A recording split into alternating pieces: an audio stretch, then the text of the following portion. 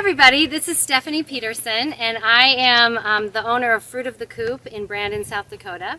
I raise chickens for a living and sell their eggs to restaurants and retail in the Sioux Falls area.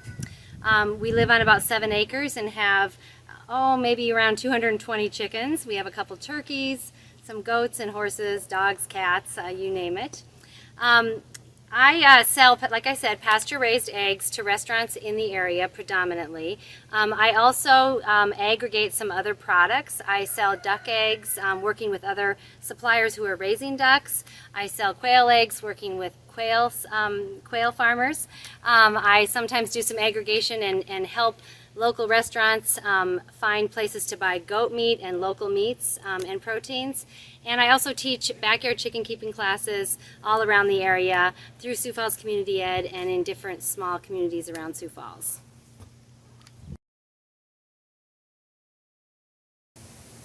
I grew up in South Dakota just like all of you are doing right now. I grew up in the west side of the state, and I was involved in all kinds of activities as a child. I did a lot of gymnastics, I was in dance all through school, I ran track. I was very interested in anything to do with animals, and anytime I could pet sit or cat sit or farm sit any of my friends' animals, I would sign up for that right away.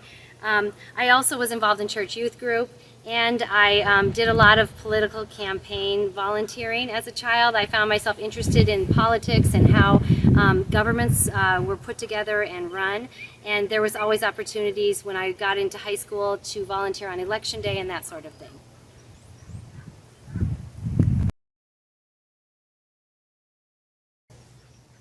After graduating from high school in Rapid City, I went to Augustana University here in Sioux Falls. And I started out as I thought I wanted to be a veterinarian, and I started out as a pre-med major. And by the end of my freshman year, the chemistry was incredibly difficult for me.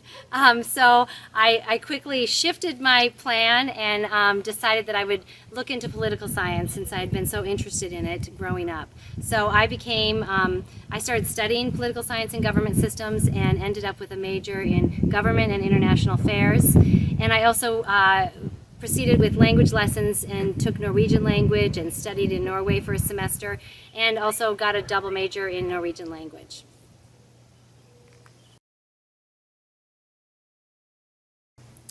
So I grew up in South Dakota, but when I was done with college here, I moved out to Washington, D.C. and ended up living out there and working out there for 20 plus years. When I was living in D.C., I had a family, and we decided that we wanted to have backyard chickens. And we'd never owned chickens before. We had no idea what we were doing, but we picked out some baby chicks and raised them in a little coop in our backyard in Washington, D.C. And I just fell madly in love with chickens. Then we moved back to South Dakota, to my home state, in 2014, and I had a small acreage and lots of land and was able to get 20 chickens at a time. So I did that. And then at that point, I was still trying to find my way in a new town and deciding what I was going to do for a job, because I'd left my work back in DC. And I loved chickens so much, and I had a couple of friends who owned restaurants in Sioux Falls, and I had so many extra eggs. First I tried selling eggs to neighbors and individuals, and I didn't get very many takers. So I immediately thought, well, if I could sell more eggs to one person, and I thought about restaurants.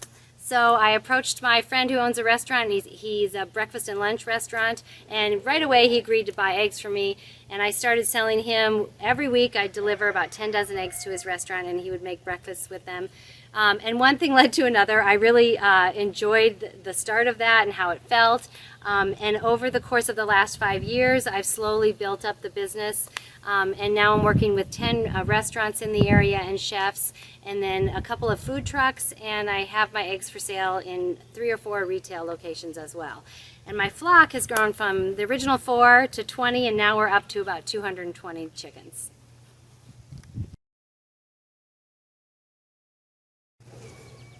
A typical day here on the farm and in this egg business and raising chickens is pretty diverse. I get to do a lot of things throughout the day. I usually start off in the morning with a couple of hours outside doing chores, taking care of all the animals, cleaning stalls and coops, and making sure everyone is fed and watered.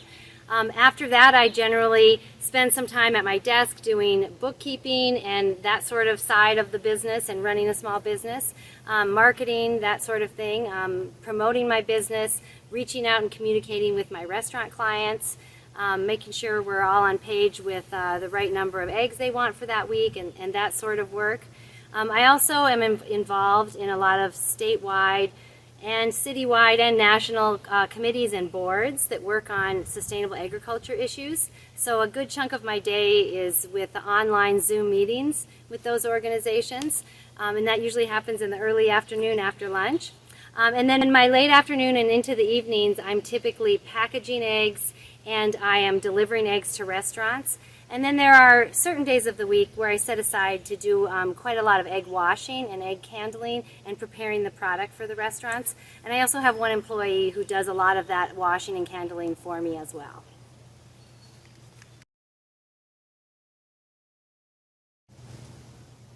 I think it would probably surprise people to learn that you can make a living in agriculture by doing something that's a little different than the agriculture you're used to seeing. So you might not have, huge tractors and thousands or even hundreds of acres where you're growing corn and soybeans and wheat. You might think outside the box a little, and you can make a living raising chickens, providing local food, local produce, local proteins directly to consumers, or instead of consumers going to a grocery store, they can come directly to the farm and buy their products, or working directly with a restaurant or a chef and making sure they have quality local ingredients to put in their food. So I think that's surprising to some people that there is a market that's growing in South Dakota for a really strong local food system.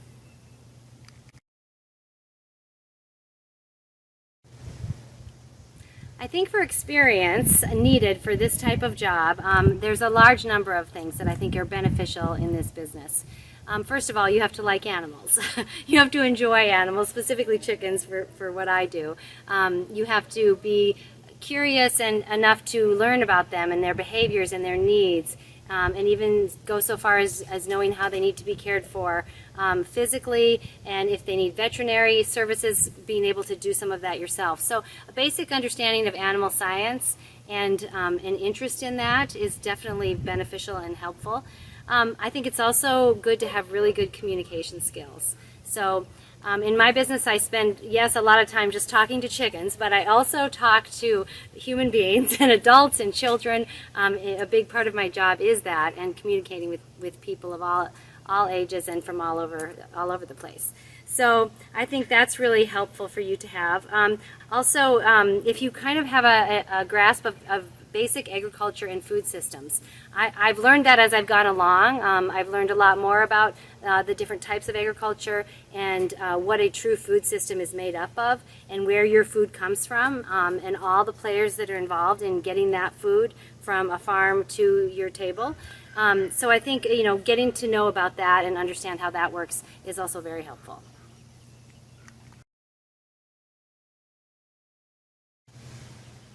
The most exciting thing about my job and having this egg business and this chicken business is when I get to sit down and talk to people like you and kids like you about chickens. I love teaching classes. I love just going on and on about the science behind egg production, the science behind egg processing, some of the licensing and the regulations required, and anything about a chicken. I could talk about chickens for hours and often do so.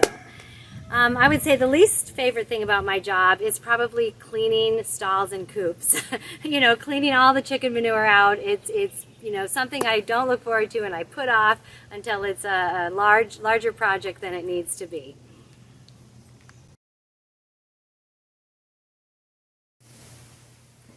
The most difficult thing about starting this business has been learning bookkeeping, accounting, generally financing and that sort of part of the business. I had never experienced that in a job prior to this and never had to be wholly responsible for that end of the business. So that was definitely challenging, also learning about taxes and deciding to work with an accountant or do it on my own. It continues to challenge me, but I continue to learn, and there's a lot of technology out there available right now that helps me with a lot of the things such as the bookkeeping, so that's great. And I would say the most rewarding part about owning my own business is the fact that it gives you flexibility to set your own schedule to a certain degree. You know what your business needs, you know how many hours you need to put in to make it successful, and you can kind of pick and choose when that happens. In that way, your business can also be part of your life, and it can be part of your family, and you can look at it from a holistic perspective and kind of keep it all integrated.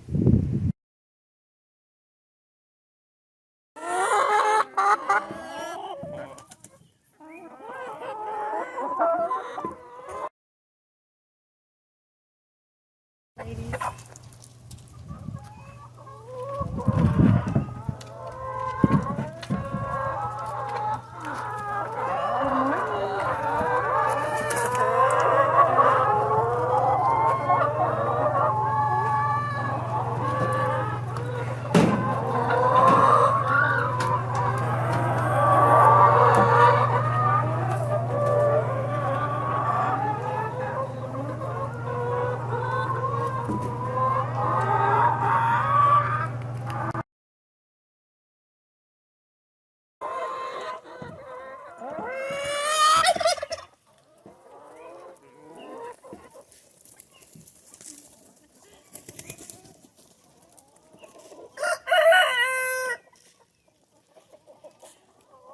Gets old.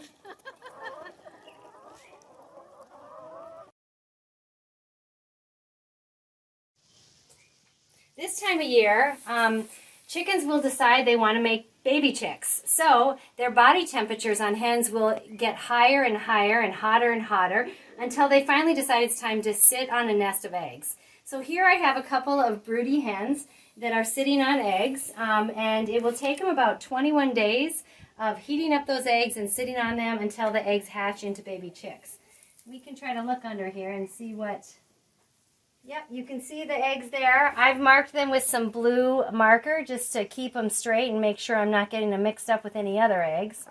And those two hens will sit on them until they hatch, and then we'll have new babies here on the farm.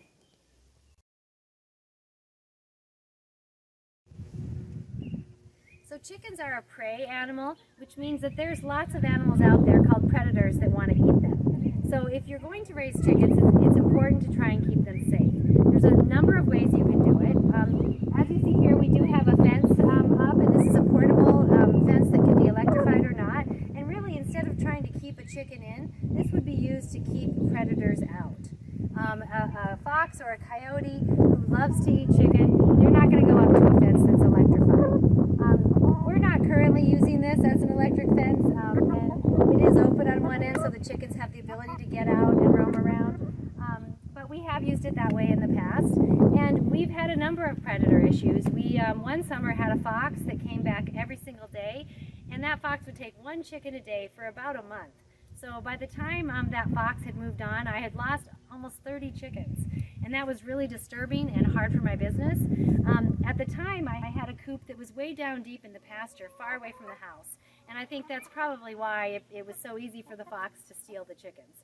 So I learned from that experience and now keep the coops all closer to the house, which helps, and I don't see a lot of fox and coyote coming up to the house anymore. I also have a dog that roams out here with the birds and keeps them safe. And most importantly, I have a number of roosters. And roosters are used for predator control. What a rooster will do is they keep watch over the flock all day long. And they'll look around. They're always listening. They're always looking. If they see a hawk fly overhead or an owl fly overhead or an eagle, they will sound out an alarm call. And it's different from any other noise they normally make. And when the hens hear that, they freeze in their tracks and they run for cover. They might hide under the deck. They might hide under a tree or some bushes. So the predator proofing that the rooster provides for us is invaluable and has helped a lot.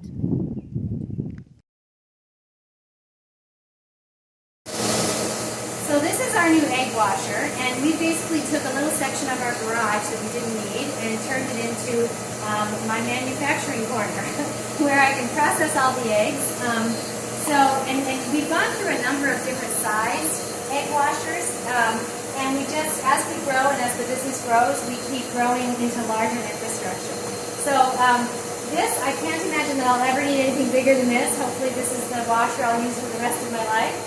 But the way it's set up is it candles all the eggs first for me as I load them into the machine. There's a big bright light here and a track, and they all roll across that candling light. So I'm just going to first start loading up the track so you can kind of see what that looks like.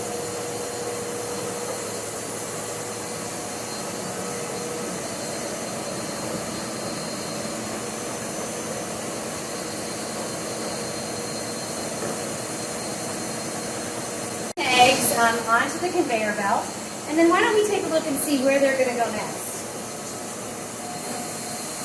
These are the brushes that clean the eggs. This one has water spraying out on it, so it's a wet wash. Over here it's more of a dry rub, and it kind of takes any of the debris that was knocked off by the water and then brushes that debris off of the shelf. It follows a track in there, and then it will continue to follow that track as it comes to the turntable on the left. And the conveyor belt on the front will bring all the eggs back to me so that I can pack them. All right, so let's get washing.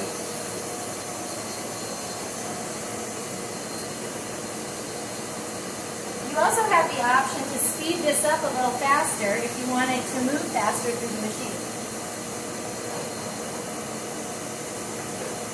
It also allows me to set the pressure and how hard the water is spraying on the eggs.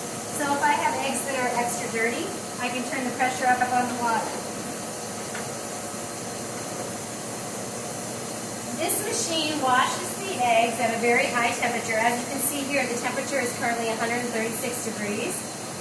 And it's important to wash eggs with warm to hot water.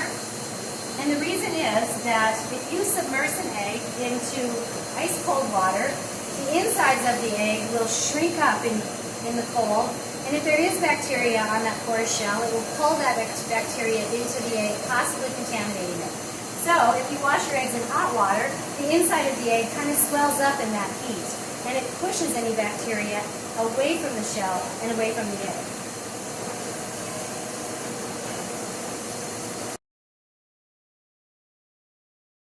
Mostly I'm looking for cracked shells. Sometimes you can find a very small crack that maybe you wouldn't see normally with the human eye. I'm also looking for the size of the air cell in the egg. And I'm noticing that this one has a little bit of a bigger air cell. Here's a chart that shows you how you can measure the size of the air cell in your egg. You would put this over the candling light, and then you would measure how big the air sac is. 1/8 inch, 3/16 inch, or even larger. If it's in the AA category or the A category, you can still sell this egg in the shell to consumers. It's a little older, but it's still fresh enough to eat. If the air sac grows to be this big or bigger, this size air sac, these eggs are used in a commercial setting for liquid egg product and powdered egg product. So if I get an egg that has an air sac this large, it's a little too old for me to sell to a consumer. So what I'm going to do with that egg is I'm going to toss it into a bucket right there on the ground, a bucket of cracked eggs, and those all get fed to a friend of mine who raises pigs on his farm. So we have kind of like a real regenerative and sustainable way that we do this, where any of the eggs that don't get sold or eaten by humans then go on to be consumed by livestock instead of just being thrown away.